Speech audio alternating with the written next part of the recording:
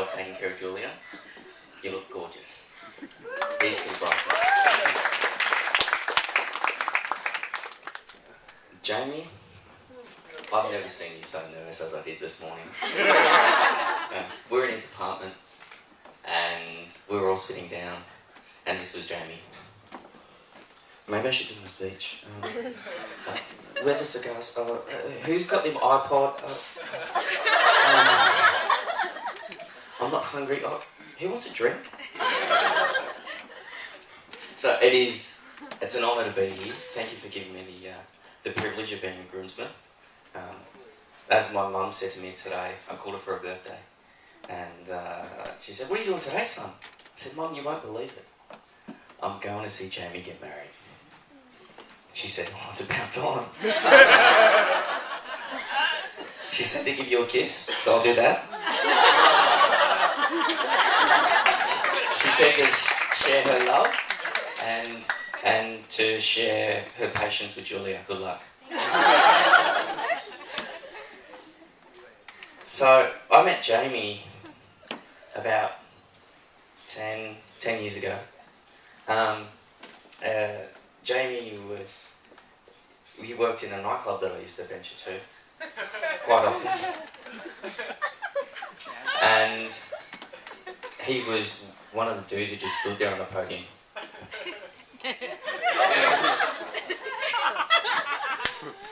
What do you mean there's girls with boobs over there, Morris?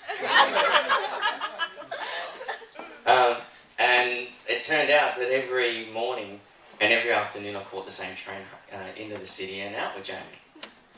And eventually it got ridiculous, and he must have had the night off one night, and he came up to me and he was very drunk and I couldn't even speak. All I said was, "I know you!" And he went,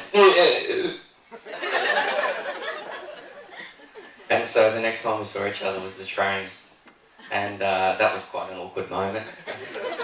You know, you've all had it, right? You've seen someone when you're drunk, and then you see them when you're sober, and you're like,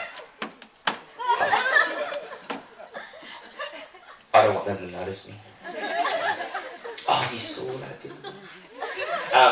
But no, since then, Jamie has been a great friend. I'd go so far as saying, for me, he's been an absolute rock in my life, and he has an absolute heart of gold, and he's an absolute champion. And I wish you all the best in the world, mate. You deserve this. I'm not quite sure you deserve Julia, but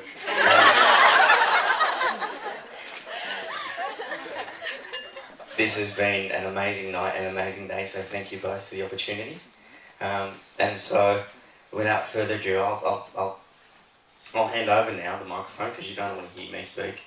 You want to hear Morris' speech. It's awesome.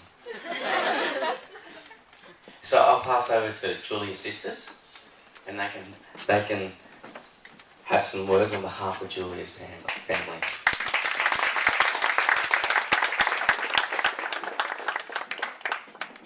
Hey guys, I'd just like to start by proposing a toast to the bride and groom.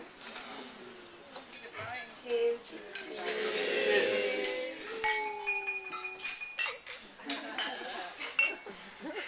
I'd just like to say a quick word on behalf of my mum and my dad and the Lou family, and that is, welcome to the family, Jamie. And I'm going to say it's about time, because we need someone to do all the heavy lifting.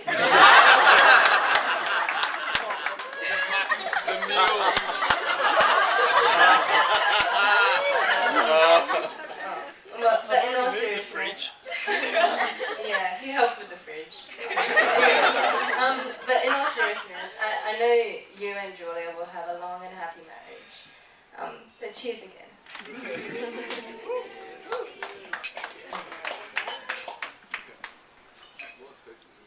So anyway, I'll give back the microphone.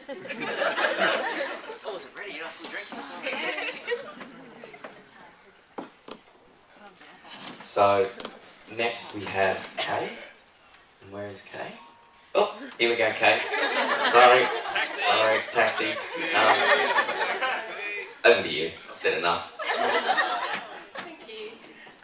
Good evening, everyone.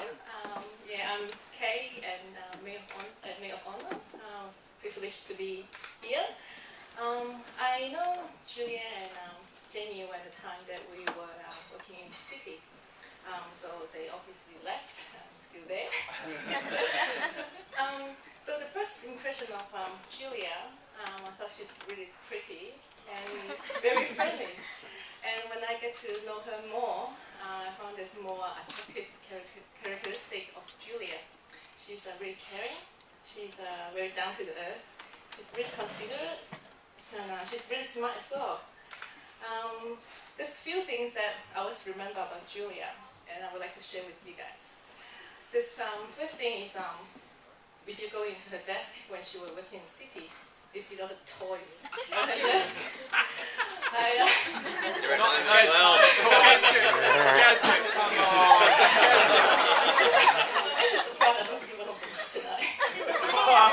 Oh yeah.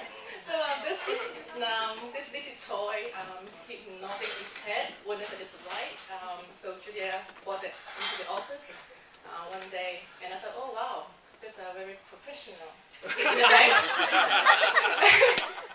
Since then, I see a few more girls bring the same toys, and so she make bank look like a toy shop. This second thing I think about Julia, she's a really, really nice person. I never see her really angry or get cross with anyone. One time she was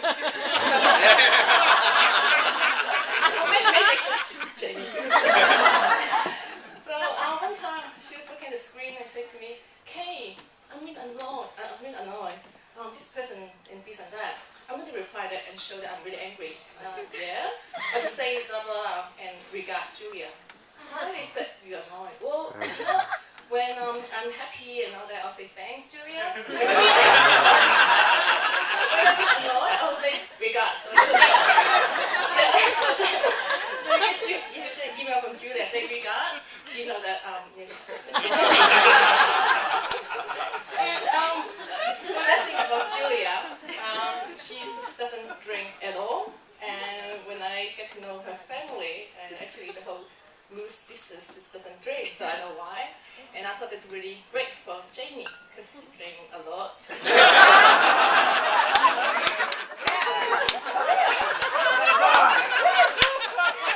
thought it's a perfect match that Julia can always be his designated driver.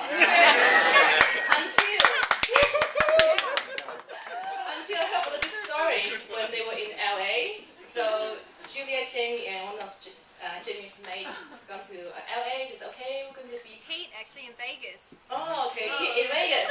Yeah, so I said, okay, we're going to be really happy and really drunk. So Julia, so you're going to drive us tonight home, okay? Julia said, yeah, okay. And then I guess they just didn't really watch what they have drunk, and they get really drunk, and so got on to the car very happy. So, oh, this cheeseburger and all that. And then after maybe how long? 2-3 minutes from driving. Jamie was like, yeah. Well, sober it up like, really quick. I was scared. Okay, Jamie, just pull over. Let me drive now. So remember, Jamie actually was really drunk, and to make him feel scary, I think. After that. Yeah. So maybe Jamie, you can spend some time like Julia driving, just practice driving for you. About Jamie and Julia, how they started in Citibank, I can still remember this was seen when we were outside the Citigroup building. Also at the traffic light, Julia saying, "Oh, hey Kay, what do you think about dating someone at work?" I said, "Oh, interesting. Yeah, I think you have to be very careful." And actually, my mind thinking, "Oh, who that will be?" And the only person I think will be a potential for Julia will be Jamie, because he's the only eligible, single, kind of handsome guy.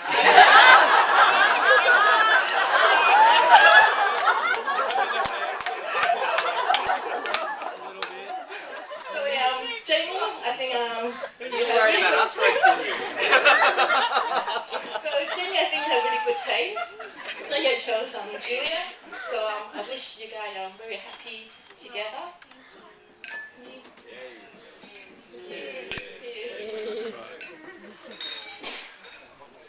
And I'm just going to continue my speech in Cantonese for a few minutes. So I apologize for those who cannot understand Cantonese.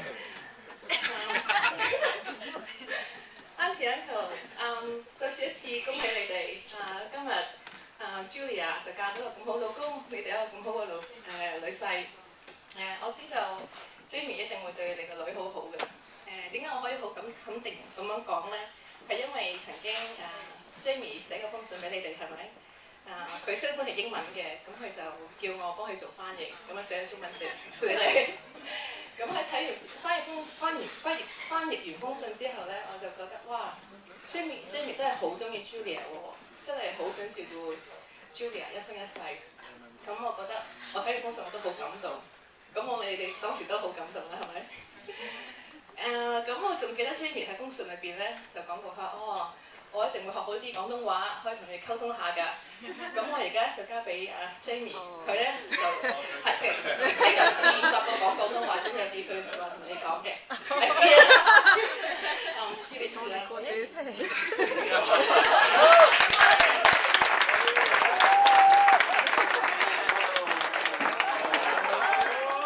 Pete, you were there. Do you have a different take on that story? Let me just come over with you for a second. Thanks, Kate. That was awesome. Right, Pete. So, can you talk me through the events of that night? LA or was it Vegas? It was Vegas. Okay, and are you allowed to name the spot? I can't remember where we were. It was a good night. No, we were looking for an In-N-Out burger, No, which was Fat kind Burger. of Fat Burger. Get it right. No, hang on. How did you get to, before Fat Burger, how did you get to Julia drinking? She wasn't drinking. Oh, was Jamie drinking? Jamie was drinking. Don't believe it. Julia was driving, but the roads are really confusing in Vegas. Why, because they're so big and wide? It's about 8 lanes either way, and if you take the wrong turn off, you're about 25 minutes to getting back to where you were. And so Jamie's always patient as a passenger. So what happened next? We're driving around for about 45 minutes, and we couldn't find a Fat Burger. 2 kilometers away. The sat-nav failed us, and then Jamie insisted on driving because he thought he could find Fat Burger faster. What, could you smell it from the passenger seat?